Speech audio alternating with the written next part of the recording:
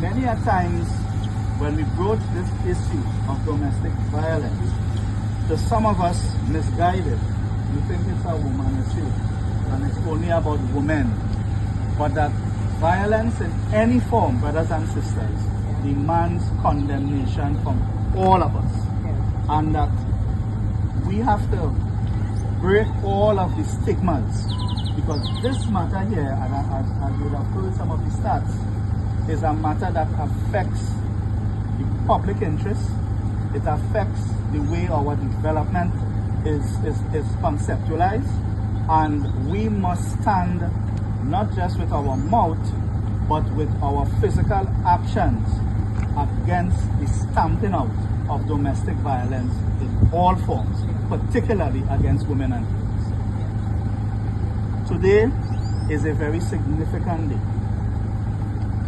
It is the first day of 16 days of activism, and it is being commemorated by a mural, a wall, where the artwork it is going to beacon not only to the Cedros Mural community by extension, but it is going to be an immediate reminder to all that are directly here and impacted of how important this matter must be dealt with, not only today, but every single day of the year. The other part of this is a bit controversial, and I like to be a bit controversial, as you all may know. And the controversy is this: violence exists in all walks of society. There is a war of words going on now on social media and even on mainstream media, where persons under the guise of press freedom are pushing the limit to say things that in a normal society they know it would be legislated.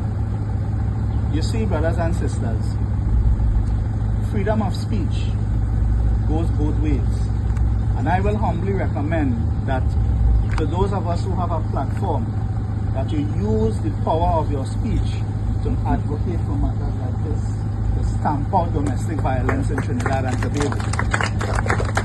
You use your platform to advocate free access to services, to advocate the eradication of poverty, to advocate the eradication of gun violence.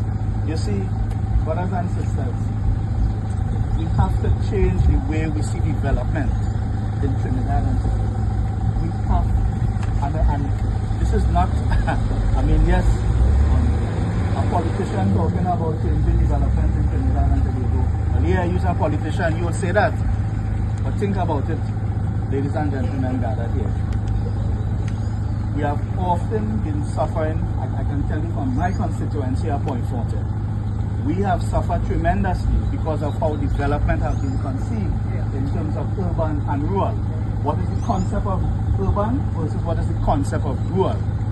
But brothers and sisters, we live here. This is one of the most beautiful places in Trinidad and Tobago. And so, yes, it is one of, and Trinidad and Tobago have so many beautiful places. So that for me, this is urban. What is missing from here are access to services, employment, government services, and so on. But really and truly, we ought to be thriving as a society where all communities are constructed like this, where there is greenery, where there is peacefulness, where there is access to the beach and things like that, where people can enjoy a high quality of living. And it is not limited to one section or one sector alone of the society. Why am I referring to this, brothers and sisters, as I wrap up? You see, unequal, inequity, poor construction in the way we conceptualize human development leads to matters like domestic violence. And I mean, we could just talk ad nauseum with that. I'm saying this to say that this morning must not just be a launch of a mural or a launch of a 16-day activism. This morning It must now be a wake-up call. As we move, I'm sure there are persons standing here or gathered here who are aware of activities that could lead to